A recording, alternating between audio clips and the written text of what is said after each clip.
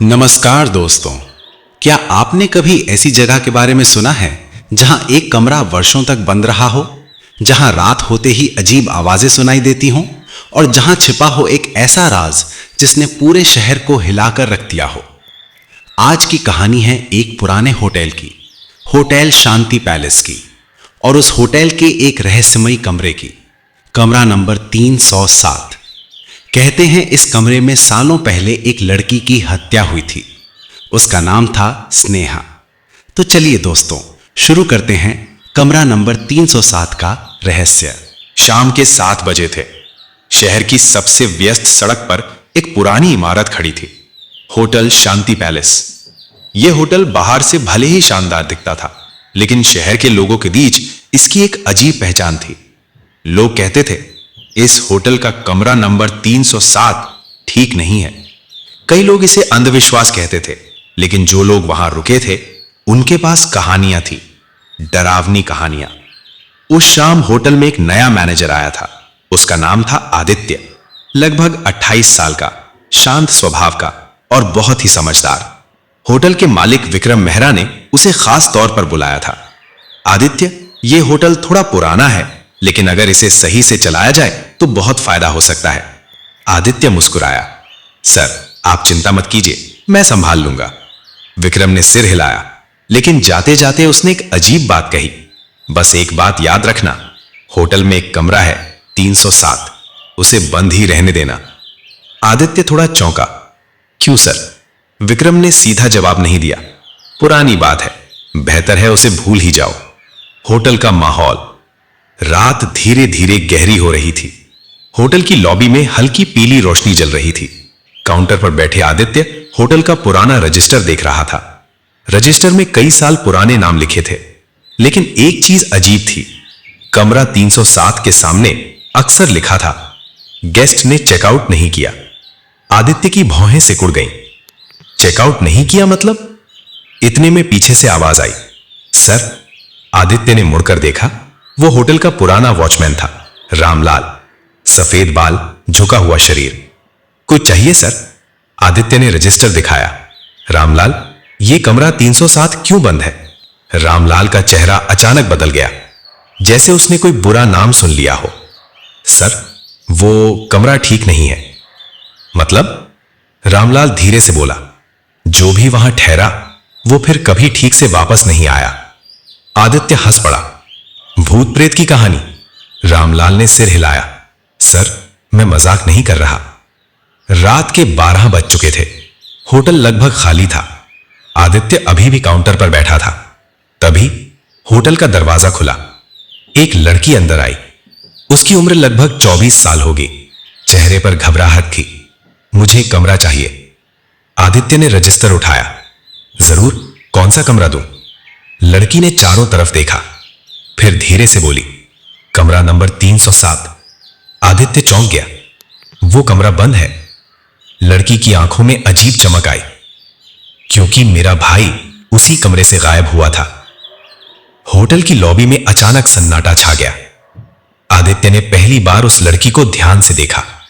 आपका नाम? रिया। और आपके भाई का? अंकित। उसने बैग से एक फोटो निकाली। फोटो में एक लड़का खड़ा था, होटल शांति पैलेस के सामने, और फोटो के पीछे लिखा था, कमरा 307, सच्चाई यही है। इतने में होटल की तीसरी मंजिल से आवाज आई, धड़ाम, जैसे कोई भारी चीज गिर गई हो। रिया ने डरकर ऊपर देखा। यह आवाज? रामलाल अचानक घबरा गया। सर, यह तीसरी मंजिल पर तो कोई नहीं है। आदित्य धीरे धीरे खड़ा हुआ। उसने टॉर्च उठाई। चलो देखते हैं। रिया भी उसके पीछे चल दी। तीनों सीढ़ियां चढ़ते हुए तीसरी मंजिल तक पहुंचे। कॉरिडोर में अंधेरा था, सिर्फ एक ट्यूबलाइट झपक रही थी, और सामने दरवाजा था, कमरा 307। लेकिन अजीब बात यह थी, दरवाजा धीरे धीरे खुद ही हिल रहा था, जैसे किसी ने अभी अभी उसे अंदर से खोला हो। रामलाल डर से कांपने लगा। सर, यह दरवाजा तो मैंने खुद बंद किया था। आदित्य ने धीरे से हैंडल पकड़ा। रिया की सांसें तेज हो गईं, और जैसे ही दरवाजा खुला, कमरे की अंदर की दीवार पर एक ही चीज लिखी थी, यहां से कोई वापस नहीं जाता। और उसी पल कमरे की लाइट अपने आप जल गई और बिस्तर पर कोई बैठा था। कमरा 307 का दरवाजा धीरे धीरे खुला। दरवाजे के खुलते ही एक ठंडी हवा का झोंका बाहर आया। आदित्य ने धीरे धीरे अंदर कदम रखा। रिया उसके पीछे खड़ी थी। रामलाल दरवाजे के पास ही ठिठक गया। उसकी आवाज कांप रही थी, सर अंदर मत जाइए। लेकिन आदित्य रुकने वाला नहीं था। कमरे के अंदर अजीब सन्नाटा था। फर्नीचर पर धूल जमी हुई थी, दीवारों पर पुरानी पपड़ी उतर रही थी। लेकिन सबसे अजीब चीज थी, बिस्तर पर बैठा हुआ एक आदमी। वो बिल्कुल सीधा बैठा था। उसका सिर नीचे झुका हुआ था, चेहरा दिखाई नहीं दे रहा था। रिया की सांसें तेज हो गईं। ये कौन है? आदित्य ने धीरे से आवाज लगाई। हेलो, आप कौन हैं? कोई जवाब नहीं। कमरे की घड़ी अचानक टिक टिक करने लगी। आदित्य एक कदम और आगे बढ़ा। अब वो उस आदमी के बिल्कुल सामने था। सुनिए। जैसे ही उसने उस आदमी के कंधे को छुआ, आदमी का शरीर अचानक एक तरफ गिर गया। रिया चीख पड़ी। आ, आ, वो आदमी जमीन पर गिर चुका था। उसका चेहरा ऊपर की तरफ था, आंखें खुली हुई थीं और चेहरा बिल्कुल सफेद। रामलाल डर से पीछे हट गया। हे भगवान! आदित्य झुककर देखने लगा। कुछ सेकंड बाद उसने राहत की सांस ली। ये जिंदा है? रिया ने कांपते हुए पूछा। कौन है ये? आदित्य ने उसकी जेब टटोली। उसमें एक पुराना वॉलेट था, अंदर एक आईडी कार्ड रखा था। आदित्य ने कार्ड पढ़ा और उसका चेहरा अचानक बदल गया। रिया घबरा गई। क्या हुआ? आदित्य ने धीरे से कार्ड दिखाया। रिया की आंखें फैल गई। कार्ड पर लिखा था, नाम अंकित शर्मा। रिया के हाथ से फोटो गिर गया। नहीं नहीं, उसकी आंखों से आंसू निकलने लगे। ये मेरा भाई है। कमरे में सन्नाटा छा गया। जिस आदमी को सब गायब समझ रहे थे, वो उसी कमरे में मिला था, लेकिन बेहोश और बहुत कमजोर। कुछ मिनट बाद अंकित की उंगलियां हल्की सी हिली। रिया तुरंत उसके पास बैठ गई। भैया, भैया, सुन सकते हो? अंकित की आंखें धीरे धीरे खुली, लेकिन उसकी आंखों में डर था, बहुत गहरा डर। वो अचानक उठकर पीछे हट गया। नहीं नहीं, वो वापस आ जाएगा। रिया रो पड़ी। भैया, मैं हूं रिया। अंकित कुछ सेकंड उसे देखता रहा, फिर उसकी आंखों में पहचान आई। रिया, रिया। रिया ने उसे गले लगा लिया। तुम जिंदा हो? अंकित की सांसें अभी भी तेज थीं। आदित्य ने पूछा, तुम यहां कैसे आए? अंकित कुछ पल चुप रहा, फिर उसने धीरे धीरे कहा, मैं यहां सच्चाई ढूंढने आया था। किस सच्चाई? अंकित ने कांपती आवाज में कहा। इस कमरे में कोई मर चुका है। रामलाल का चेहरा पीला पड़ गया। सर, मैंने कहा था ना। आदित्य ने पूछा, कौन मरा था? अंकित ने दीवार की तरफ इशारा किया। यहीं कई साल पहले एक लड़की की हत्या हुई थी। रिया और आदित्य एक साथ बोले, हत्या? अंकित ने सिर हिलाया। और उस हत्या को छुपाया गया यहीं, इसी कमरे में। कमरे में अचानक ठंडी हवा चलने लगी और तभी कमरे का बाथरूम का दरवाजा अपने आप खुल गया। सभी की नजर उधर चली गई। अंदर पूरा अंधेरा था, लेकिन उस अंधेरे में किसी के पैरों की आवाज आई। ठक ठक ठक। रिया डर से आदित्य का हाथ पकड़ चुकी थी। अंकित की आंखें डर से फैल गईं। वो फुसफुसाया, वो वापस आ गया। और अगले ही पल बाथरूम के अंधेरे से एक परछाई बाहर आई। कमरा 307 में सन्नाटा छा गया था। सभी की नजर बाथरूम के दरवाजे पर टिक गई। अंदर पूरा अंधेरा था, लेकिन उस अंधेरे में किसी की मौजूदगी साफ महसूस हो रही थी। ठक ठक ठक। पैरों की आवाज धीरे धीरे करीब आ रही थी। रिया का हाथ कांप रहा था। वो आदित्य के पीछे छिप गई। ये क्या है? अंकित की सांसें तेज हो गईं। उसने कांपती आवाज में कहा, मैंने कहा था ना, वो वापस आएगा। रामलाल तो जैसे पत्थर का हो गया था। उसके होठों से बस एक ही शब्द निकला, भगवान। बाथरूम के अंधेरे में अचानक हल्की रोशनी चमकी, जैसे किसी ने अंदर टॉर्च जलाई हो, और उसी रोशनी में एक परछाई दिखाई दी। एक औरत की परछाई, लंबे बाल, धीरे धीरे चलती हुई। रिया की आंखें फैल गईं। ये कौन है? आदित्य ने खुद को संभाला। वो धीरे धीरे आगे बढ़ा। कौन है वहां? कोई जवाब नहीं, बस परछाई हिल रही थी। आदित्य ने पास जाकर बाथरूम की लाइट ऑन कर दी। लाइट जलते ही सबने अंदर देखा, लेकिन अंदर कोई नहीं था। रिया हक्का बक्का रह गई। अभी तो कोई था। अंकित की हालत फिर खराब होने लगी। वो गायब हो जाती है। आदित्य ने बाथरूम को ध्यान से देखा।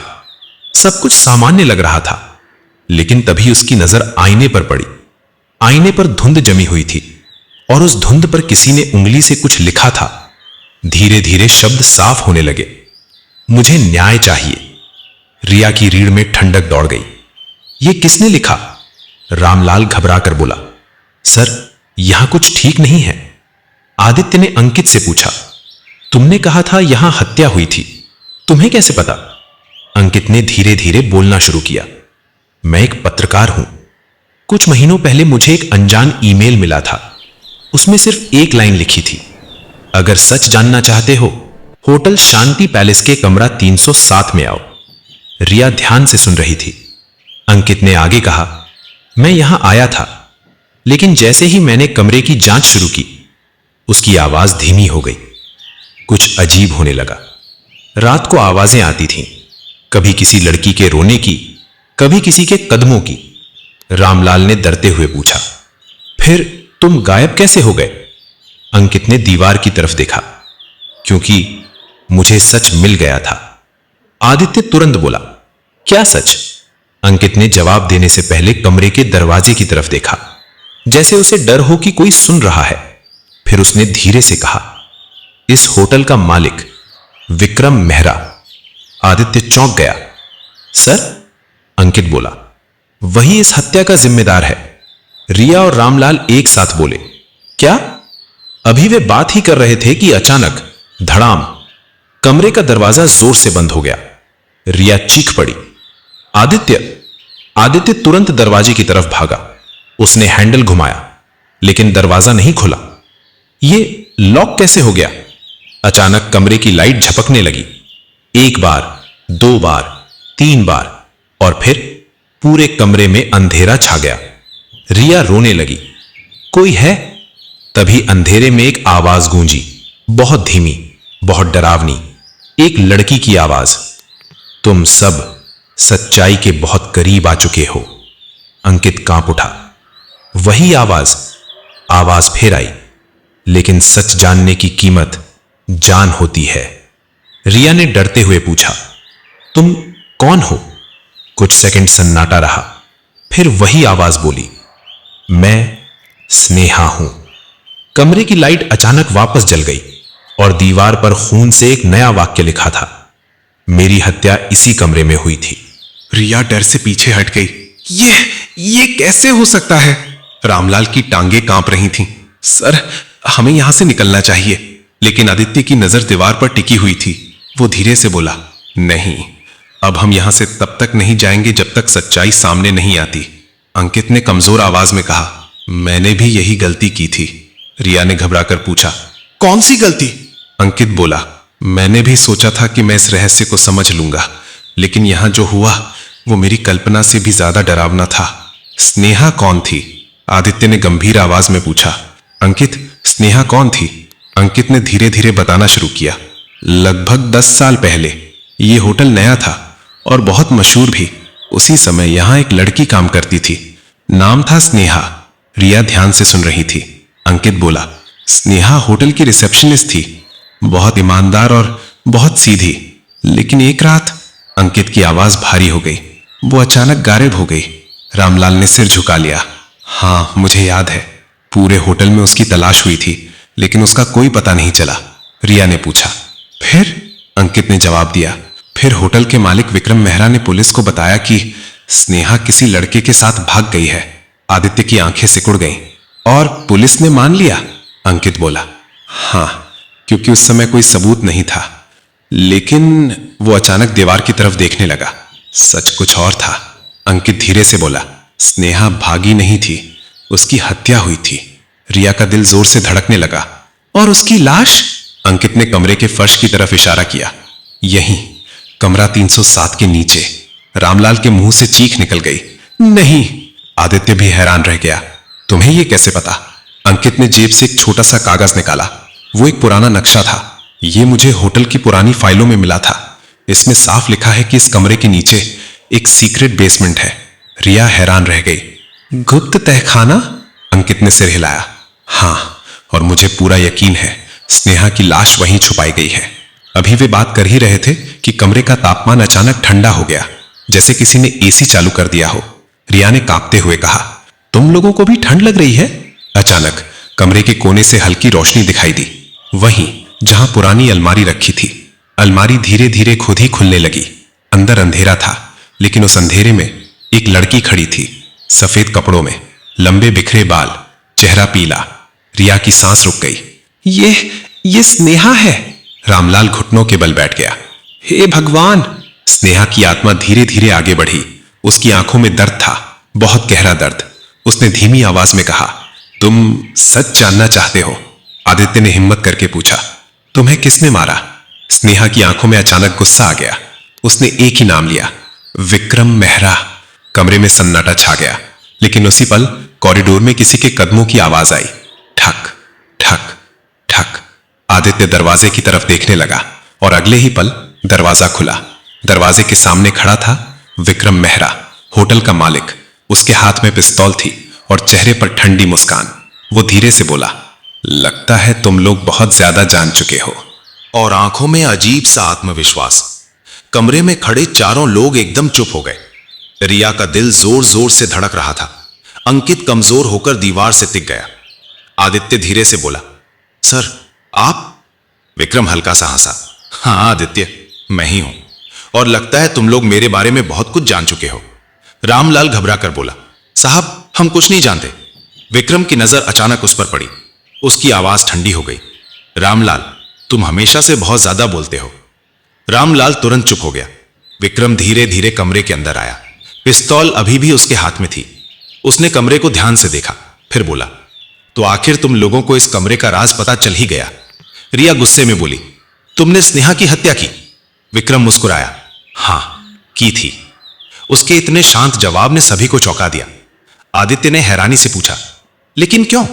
विक्रम ने खिड़की के बाहर देखा, जैसे पुरानी यादों में खो गया हो।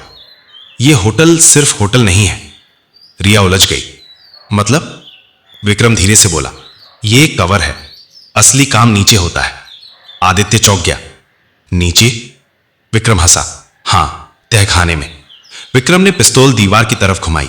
इस कमरे के नीचे एक बड़ा तहखाना है, और वहां? उसने वाक्य अधूरा छोड़ दिया। रिया ने डरते हुए पूछा, वहां क्या होता है? विक्रम की आवाज धीमी हो गई। वहां बहुत कीमती चीजों का कारोबार होता है। अंकित समझ गया, स्मगलिंग। विक्रम ने सिर हिलाया, बिल्कुल, हीरे, सोना, और कभी कभी, उसने रुककर कहा, हथियार। कमरे में सन्नाटा छा गया। आदित्य अविश्वास से बोला, तो ये होटल? विक्रम ने उसकी बात पूरी की, एक स्मगलिंग नेटवर्क का हिस्सा है। रिया गुस्से से बोली, तो स्नेहा को इसलिए मारा? विक्रम का चेहरा अचानक कठोर हो गया। हां, एक रात स्नेहा गलती से इस कमरे में आ गई थी और उसने तहखाने का दरवाजा देख लिया था। अंकित ने पूछा, फिर? विक्रम बोला, वो बहुत डर गई थी। उसने कहा कि वो पुलिस को सब बता देगी। विक्रम की आंखें ठंडी हो गई, और मैं ये जोखिम नहीं ले सकता था। कमरे में खड़े सभी लोग समझ चुके थे क्या हुआ होगा। विक्रम ने बिना किसी पछतावे के कहा, मैंने उसे यहीं मार दिया। रिया की आंखों में आंसू आ गए। तुम इंसान नहीं हो। विक्रम हंसा, इंसान? दुनिया में पैसा इंसानियत से ज्यादा ताकतवर है। अंकित ने धीरे से कहा, अब सब सच सामने आ चुका है, हम पुलिस को सब बता देंगे। विक्रम ने पिस्तौल सीधी उसकी तरफ कर दी। नहीं, तुम लोग कहीं नहीं जाओगे। रिया डर गई। तुम हमें मार दोगे? विक्रम ने ठंडी आवाज में कहा, अगर जरूरत पड़ी तो हां। रामलाल रोने लगा, साहब हमें छोड़ दीजिए। विक्रम ने उसकी तरफ देखा, बहुत देर हो चुकी है। उसी पल कमरे की लाइट अचानक झपकने लगी। एक बार, दो बार, तीन बार, और फिर पूरे कमरे में तेज ठंडी हवा चलने लगी। विक्रम चौंक गया, यह क्या? अचानक कमरे के बीचों बीच धुंध बनने लगी, और उस धुंध में धीरे धीरे एक आकृति दिखाई दी। सफेद कपड़े, लंबे बाल, पीला चेहरा। स्नेहा। रिया डर से पीछे हट गई। विक्रम के चेहरे से पहली बार आत्मविश्वास गायब हुआ। नहीं। स्नेहा की आंखों में गुस्सा था। वो धीरे से बोली, विक्रम, आज तेरा हिसाब होगा। विक्रम ने घबरा कर पिस्तौल उठाई और सीधे स्नेहा की तरफ गोली चला दी। धाएं, लेकिन गोली स्नेहा के आर पार निकल गई, जैसे वो हवा हो। विक्रम की आंखें फैल गईं। ये कैसे? स्नेहा की आवाज गूंज उठी, तूने मुझे मारा था, अब तेरी बारी है। और उसी पल कमरे का फर्श जोर से हिलने लगा। धड़ाम। बेड के पास की जमीन अचानक टूट गई और नीचे एक अंधेरा तहखाना दिखाई देने लगा। विक्रम का पैर फिसला और वो सीधे उस गहरे अंधेरे में गिर पड़ा। उसकी चीख पूरे होटल में गूंज उठी। उसका शरीर फर्श के टूटे हिस्से से नीचे अंधेरे में गिर चुका था। कमरा 307 में खड़े सभी लोग कुछ सेकंड तक बिल्कुल स्थिर खड़े रहे। रिया का दिल तेजी से धड़क रहा था। वो नीचे गिर गया। रामलाल डर के मारे दीवार से चिपक गया। हे भगवान, ये क्या हो गया? अंकित धीरे धीरे टूटे हुए फर्श के पास गया। उसने नीचे झांका। नीचे गहरा अंधेरा था, बहुत गहरा, जैसे कोई पुराना कुआं हो। अंकित ने धीरे से कहा, यही है तहखाना। नीचे जाने का फैसला। आदित्य भी पास आ गया। क्या वो जिंदा होगा? अंकित ने सिर हिलाया। पता नहीं। रिया ने डरते हुए कहा, हमें नीचे नहीं जाना चाहिए। लेकिन उसी समय नीचे से हल्की आवाज आई, जैसे कोई करहा रहा हो। बचाओ। वो विक्रम की आवाज थी। आदित्य गंभीर हो गया। वो अभी जिंदा है, अंकित बोला, और शायद यही मौका है सच को पूरी तरह सामने लाने का। रामलाल घबराया हुआ था। लेकिन नीचे कैसे जाएं? अंकित ने कमरे के कोने की तरफ इशारा किया। वहां दीवार के पीछे एक छोटा सा लोहे का दरवाजा दिखाई दे रहा था, जो पहले धूल और लकड़ी के पीछे छिपा हुआ था। आदित्य ने उसे खींचकर खोला। कर्र। अंदर एक संकरी सीढ़ी नीचे जा रही थी। पूरा रास्ता अंधेरे में डूबा हुआ था। रिया ने कांपते हुए कहा, यह बहुत डरावना लग रहा है। अंकित बोला, यही रास्ता तहखाने तक जाता है। चारों लोग धीरे धीरे सीढ़ियों से नीचे उतरने लगे। आदित्य के मोबाइल की टॉर्च ही एकमात्र रोशनी थी। सीढ़ियां पुरानी थीं, कहीं कहीं टूट चुकी थीं। नीचे जाते हुए हवा और ठंडी होती जा रही थी। रिया की आवाज कांप रही थी, मुझे अच्छा नहीं लग रहा। अचानक नीचे से एक अजीब सी गंध आने लगी, सड़ी हुई चीजों की गंध। रामलाल ने नाक ठकली। ये कैसी बदबू है? अंकित ने धीमे से कहा, शायद पुरानी लाशों की। रिया का चेहरा पीला पड़ गया। कुछ मिनट बाद वे नीचे पहुंच गए। तहखाना बहुत बड़ा था। मोबाइल की रोशनी में धीरे धीरे चीजें दिखाई देने लगीं। लकड़ी के बड़े बड़े बक्से, लोहे के कंटेनर और दीवारों पर पुराने औजार। आदित्य ने एक बक्सा खोला। अंदर चमकदार सोने की ईंटें रखी थी। रिया हैरान रह गई। ये सब सच में स्मगलिंग है? अंकित ने दूसरे बक्से को खोला। उसमें पिस्तौल और राइफलें रखी थीं। रामलाल डर गया। ये लोग बहुत खतरनाक काम करते थे। तभी रिया की नजर तहखाने के कोने पर पड़ी। वहां मिट्टी का एक बड़ा हिस्सा उखड़ा हुआ था। रिया धीरे धीरे वहां गई। उसने मोबाइल की रोशनी नीचे डाली और अगले ही पल उसकी चीख निकल गई। आह! सभी लोग उसकी तरफ भागे। मिट्टी के नीचे एक मानव कंकाल पड़ा था। उसके पास एक पुरानी चूड़ी और लॉकेट था। अंकित की आवाज धीमी हो गई, यही है स्नेहा की लाश। रिया की आंखों में आंसू आ गए। बेचारी। तभी पास से कराहने की आवाज आई, आह! बचाओ! सभी लोग उधर दौड़े। विक्रम जमीन पर पड़ा था। उसका पैर बुरी तरह टूट चुका था। वो दर्द से तड़प रहा था। आदित्य ने कठोर आवाज में कहा, अब भागने की कोई जगह नहीं है। विक्रम हांफते हुए बोला, मुझे बाहर ले चलो, मैं सब सच बता दूंगा। अंकित बोला, सच तो हमें मिल ही चुका है। विक्रम डर गया। नहीं, तुम्हें अभी सब पता नहीं है। रिया ने पूछा, और क्या? विक्रम की आंखों में डर था। वो धीरे से बोला, स्नेहा की मौत एक हादसा नहीं थी और ना ही सिर्फ मेरी गलती। सभी चौंक गए।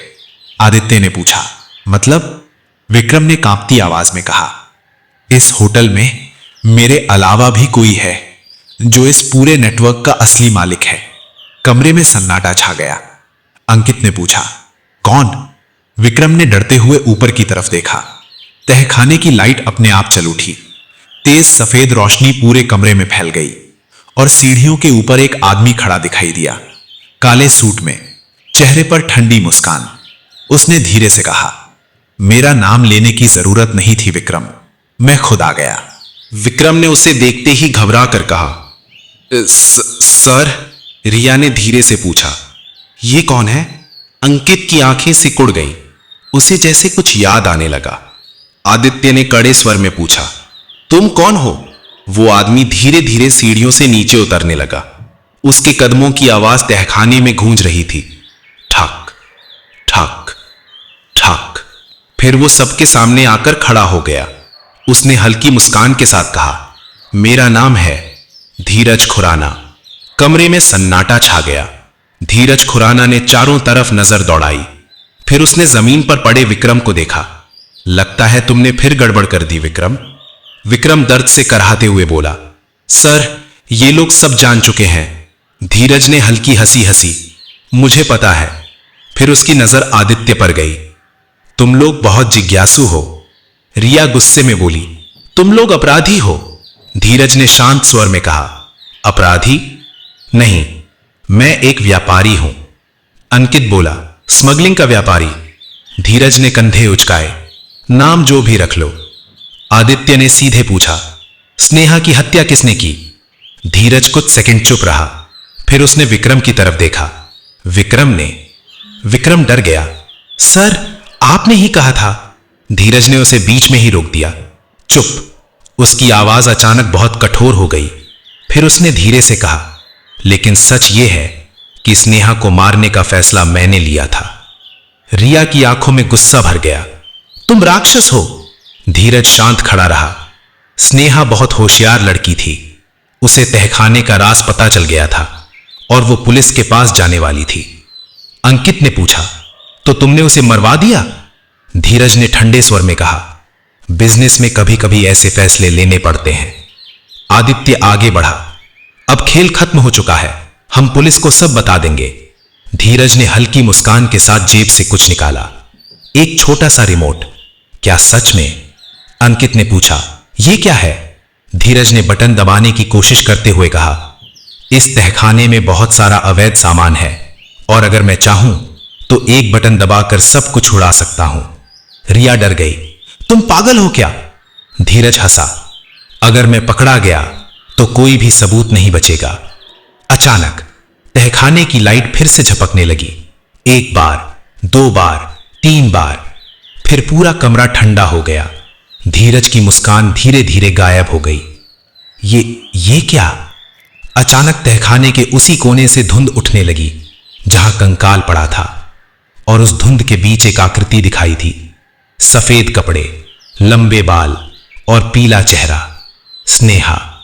रिया डर से पीछे हट गई। विक्रम तो कांपने लगा। वो फिर आ गई।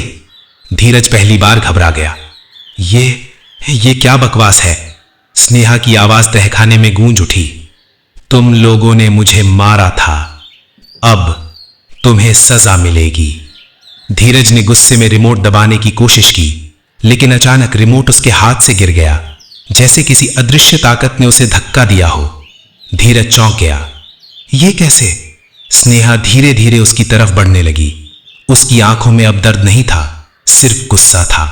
वो बोली, आज कोई नहीं बचेगा। अचानक तहखाने की दीवारों में जोरदार कंपन होने लगा, जैसे पूरा होटल हिल रहा हो। मिट्टी छत से गिरने लगी। रिया चिल्लाई, यह जगह गिरने वाली है। आदित्य बोला, हमें तुरंत बाहर निकलना होगा। लेकिन तभी सीढ़ियों का रास्ता ऊपर से बंद हो गया। धड़ाम। सब लोग फंस चुके थे और स्नेहा की आवाज गूंज रही थी, जब तक सच्चाई दुनिया के सामने नहीं आएगी, कोई यहां से बाहर नहीं जाएगा। धड़ाम। सीढ़ियों का रास्ता ऊपर से बंद हो चुका था। मिट्टी और पत्थरों का ढेर सीढ़ियों के मुंह पर गिर गया था। तहखाने के अंदर खड़े सभी लोग कुछ पल के लिए समझ ही नहीं पाई कि अभी क्या हुआ। रिया घबराकर चिल्लाई, हम फंस गए हैं। रामलाल ने घबराकर ऊपर की तरफ देखा। अब बाहर कैसे जाएंगे? आदित्य ने जल्दी से मोबाइल की टॉर्च ऊपर की तरफ घुमाई। सीढ़ियों का रास्ता पूरी तरह बंद था, जैसे किसी ने जानबूझकर रास्ता सील कर दिया हो। अंकित ने गहरी सांस ली। यह सब स्नेहा कर रही है। तहखाने के अंदर अजीब सी खामोशी छा गई। ठंडी हवा चारों तरफ घूम रही थी। दीवारों पर लगी लाइटें बार बार झपक रही थीं। विक्रम अभी भी जमीन पर पड़ा दर्द से कराह रहा था। मुझे यहां से बाहर निकालो। धीरज खुराना गुस्से में इधर उधर देखने लगा। यह सब बकवास है, उसने चिल्लाकर कहा। कोई भूत प्रेत नहीं होते। लेकिन उसकी आवाज में अब पहले जैसा आत्मविश्वास नहीं था। अचानक तहखाने के बीच में धुंध बनने लगी। धीरे धीरे वही आकृति दिखाई देने लगी। सफेद कपड़े, लंबे बाल और खाली सी आंखें। स्नेहा। रिया डर के मारे आदित्य के पीछे खड़ी हो गई। स्नेहा की आवाज गूंज उठी। तुम सब यहां से तब तक नहीं निकलोगे जब तक सच पूरी दुनिया के सामने नहीं आएगा। आदित्य ने साहस करके पूछा, तुम क्या चाहती हो? स्नेहा की आवाज धीमी हो गई। मुझे इंसाफ चाहिए। अंकित बोला, तुम्हारा कातिल हमारे सामने है। उसने धीरज और विक्रम की तरफ इशारा किया, लेकिन स्नेहा ने सिर हिलाया। सिर्फ इतना नहीं, इस तहखाने में जो कुछ हुआ है वो सब दुनिया को पता चलना चाहिए। आदित्य ने तुरंत समझ लिया, मतलब सबूत। स्नेहा धीरे धीरे तहखाने के एक कोने की तरफ बढ़ी। उसने हाथ उठाकर इशारा किया। वहां दीवार में एक पुरानी लोहे की अलमारी लगी थी। अंकित आगे बढ़ा और अलमारी खोलने की कोशिश की। किर्र, अलमारी खुल गई। अंदर कई पुरानी फाइलें और डायरी रखी थी। अंकित ने एक फाइल निकाली। उसमें होटल के कई साल पुराने रिकॉर्ड थे, तस्करी के सौदे, पैसों का हिसाब और कई बड़े लोगों के नाम। रिया हैरान रह गई। यह तो बहुत बड़ा स्कैंडल है। धीरज खुराना यह सब देख रहा था। उसकी आंखों में गुस्सा भर गया। वो अचानक धीरे धीरे पीछे हटने लगा। आदित्य ने पूछा, कहां जा रहे हो?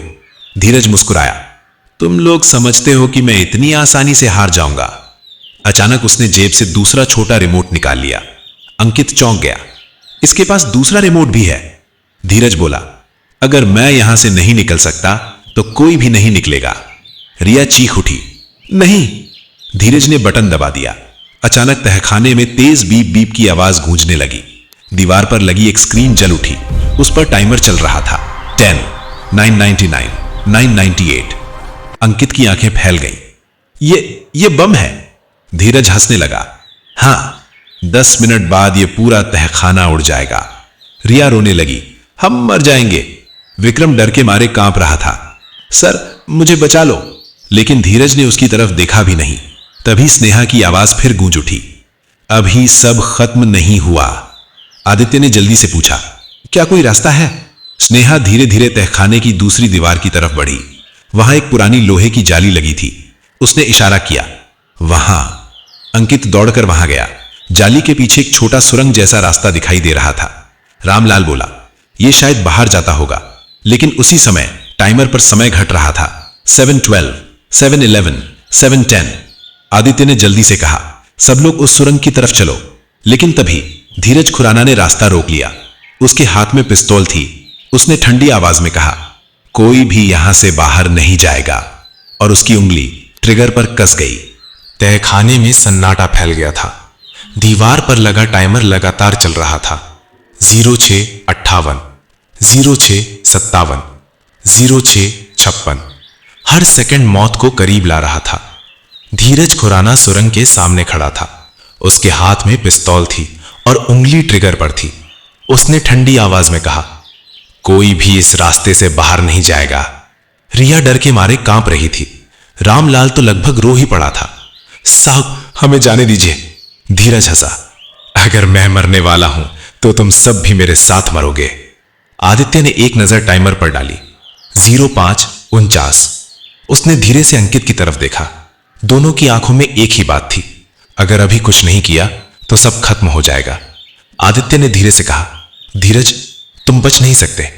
धीरज मुस्कुराया, मुझे पता है, लेकिन तुम भी नहीं बचोगे। अचानक आदित्य बिजली की तेजी से आगे बढ़ा। उसने धीरज का हाथ पकड़कर पिस्तौल नीचे करने की कोशिश की। धड़ाम! दोनों जमीन पर गिर पड़े। पिस्तौल फर्श पर फिसल गई। अंकित तुरंत आगे बढ़ा, लेकिन उसी समय धीरज ने आदित्य को जोर से धक्का दिया। आदित्य दीवार से टकरा गया। धीरज तेजी से उठा और पिस्तौल फिर से उठा ली। रिया चिल्लाई, आदित्य! तभी अचानक तहखाने की लाइट बुझ गई। पूरा कमरा अंधेरे में डूब गया। सिर्फ टाइमर की लाल रोशनी चमक रही थी। 04:31। ठंडी हवा पूरे तहखाने में घूमने लगी। धीरज घबरा गया। ये क्या हो रहा है? अचानक उसके हाथ से पिस्तौल जैसे किसी ने खींचकर दूर फेंक दी। धड़ाम! धीरज की आंखें फैल गई। कौन है? तभी अंधेरे में स्नेहा की आवाज गूंज उठी, तेरा अंत आ चुका है। धीरज डर गया। नहीं, यह सच नहीं हो सकता। अचानक उसे महसूस हुआ कि कोई अदृश्य ताकत उसका गला दबा रही है। वो हवा में थोड़ा ऊपर उठ गया। उसके पैर जमीन से ऊपर थे। वो तड़पने लगा। मुझे छोड़ दो। स्नेहा की आवाज पूरे तहखाने में गूंज रही थी। तूने कई लोगों की जिंदगी बर्बाद की है, आज तुझे उसकी सजा मिलेगी। धीरज बुरी तरह डर चुका था। मैं सब मानता हूं, मुझे छोड़ दो। लेकिन स्नेहा की आवाज कठोर थी। बहुत देर हो चुकी है। अचानक धीरज का शरीर जोर से दीवार से टकराया। धड़ाम! वो जमीन पर गिर पड़ा, बेहोश। अंकित ने तुरंत टाइमर की तरफ देखा। 02:98। उसकी आवाज घबराई हुई थी। 2 मिनट बचे हैं। रिया रोते हुए बोली, अब क्या करें? आदित्य तुरंत सुरंग की तरफ भागा। उसने जाली को जोर से खींचा। जाली थोड़ी ढीली हुई। रामलाल भी मदद करने लगा। तीनों ने पूरी ताकत लगा दी।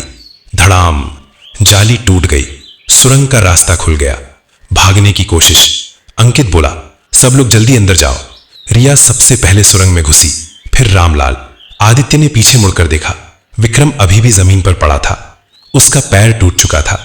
वो रोते हुए बोला, मुझे छोड़कर मत जाओ। आदित्य कुछ सेकंड के लिए रुक गया। अंकित चिल्लाया, जल्दी करो। टाइमर 017। आखिरकार आदित्य ने विक्रम को उठाने की कोशिश की, लेकिन तभी तहखाने की छत से पत्थर गिरने लगे। धड़ धड़ धड़! रिया सुरंग के अंदर से चिल्लाई, आदित्य जल्दी! टाइमर 0032। अंकित और आदित्य ने मिलकर विक्रम को घसीटा। तीनों सुरंग की तरफ भागे। तभी तहखाने के बीचों बीच स्नेहा की आत्मा फिर दिखाई दी। उसने शांत आवाज में कहा, अब जाओ, सच दुनिया के सामने लाना। आदित्य ने उसकी तरफ देखा, फिर सुरंग के अंदर कूद पड़ा। अंकित भी पीछे पीछे घुस गया। टाइमर 0005, 0004, 0003 और उसी पल पूरे तहखाने में भयानक धमाका हुआ। धड़ाम! पूरा होटल जोर से हिल उठा। धड़ाम! तहखाने में हुआ धमाका इतना जोरदार था कि पूरा होटल शांति पैलेस हिल उठा। ऊपर के कमरों की खिड़कियां टूट गईं, दीवारों से प्लास्टर गिरने लगा और होटल के बाहर खड़े लोगों में अफरा तफरी मच गई। लेकिन उस वक्त सबसे बड़ा सवाल था, क्या तहखाने में फंसे लोग बच पाए? धमाके के ठीक कुछ सेकंड पहले आदित्य, अंकित, रिया, रामलाल और घायल विक्रम सुरंग के अंदर घुस चुके थे। धमाके की तेज आवाज सुरंग के अंदर भी गूंज उठी। सुरंग की दीवारें कांपने लगी। रिया डर के मारे चीख पड़ी, ये सुरंग भी गिर जाएगी। अंकित जोर से बोला, दौड़ो। सब लोग जितनी तेजी से हो सकता था आगे बढ़ने लगे। पीछे से धुआं और धूल सुरंग में भरने लगी। विक्रम दर्द से करहा रहा था, लेकिन अब रुकने का समय नहीं था। करीब 1 मिनट तक भागने के बाद सुरंग के आगे हल्की रोशनी दिखाई देने लगी। रिया की आंखों में उम्मीद चमकी। बाहर का रास्ता! कुछ ही सेकंड बाद सब लोग सुरंग से बाहर निकल आए। वो होटल के पीछे वाले पुराने बगीचे में खुलती थी। सभी लोग थककर जमीन पर बैठ गए। उनके पीछे होटल का एक हिस्सा धुएं से घिरा हुआ था। धमाके की आवाज पूरे इलाके में सुनाई दे चुकी थी। कुछ ही मिनटों में पुलिस और फायर ब्रिगेड वहां पहुंच गई। इंस्पेक्टर चौधरी ने सबसे पहले आदित्य को देखा। यहां क्या हुआ है? आदित्य ने पूरी कहानी बतानी शुरू की। स्मगलिंग का नेटवर्क, तहखाने का राज, स्नेहा की हत्या और धीरज खुराना की साजिश। अंकित ने पुलिस को वो फाइलें भी दे दी जो तहखाने की अलमारी से मिली थीं। इंस्पेक्टर चौधरी ने गंभीर आवाज में कहा, यह बहुत बड़ा मामला है, कई बड़े लोग इसमें फंसेंगे। फायर ब्रिगेड ने घंटों की मेहनत के बाद मलबा हटाना शुरू किया। कुछ समय बाद तहखाने के मलबे से 2 लाशें मिली। पहली धीरज खुराना, दूसरी उसका साथी। स्मगलिंग का वो पूरा नेटवर्क अब खत्म हो चुका था। विक्रम को अस्पताल ले जाया गया। उसने बाद में अदालत में सारे अपराध कबूल कर लिए। स्नेहा को न्याय। कुछ दिनों बाद पुलिस ने तहखाने से मिले कंकाल की जांच करवाई। डीएनए रिपोर्ट ने पुष्टि कर दी, वो स्नेहा ही थी। पूरे शहर में यह खबर फैल गई। लोगों को पहली बार पता चला कि होटल शांति पैलेस के कमरे 307 के पीछे कितना बड़ा राज छिपा था। स्नेहा के परिवार को आखिरकार इंसाफ मिल गया। कुछ हफ्तों बाद आदित्य, अंकित और रिया फिर एक बार होटल के खंडहर के पास खड़े थे। सरकार ने उस होटल को गिराने का फैसला कर लिया था। रिया ने धीरे से कहा, सब खत्म हो गया। अंकित ने सिर हिलाया, हाँ, कमरा 307 का रहस्य भी। तभी हल्की ठंडी हवा चली, पेड़ों की पत्तियां सरसराने लगी। आदित्य ने अचानक पीछे मुड़कर देखा। कुछ सेकंड के लिए उसे ऐसा लगा जैसे बगीचे के कोने में कोई खड़ा है, सफेद कपड़ों में, और उसके चेहरे पर अब डर नहीं बल्कि सुकून था, स्नेहा। उसकी आत्मा जैसे धीरे धीरे धुंध में बदल गई और हवा में गायब हो गई। कुछ महीनों बाद उस जगह पर एक नया पार्क बना दिया गया। लोग वहां टहलने आते थे, बच्चे खेलते थे। लेकिन क्या सच में सब खत्म हो गया था? कई लोगों का कहना है कि रात के समय उस नए बने पार्क के कोने में कभी कभी ठंडी हवा के साथ एक अजीब सी सरसराहट सुनाई देती है, और जो लोग ध्यान से देखते हैं उन्हें पेड़ों के बीच एक सफेद साया खड़ा दिखाई देता है, कुछ सेकंड के लिए, फिर वो अचानक गायब हो जाता है।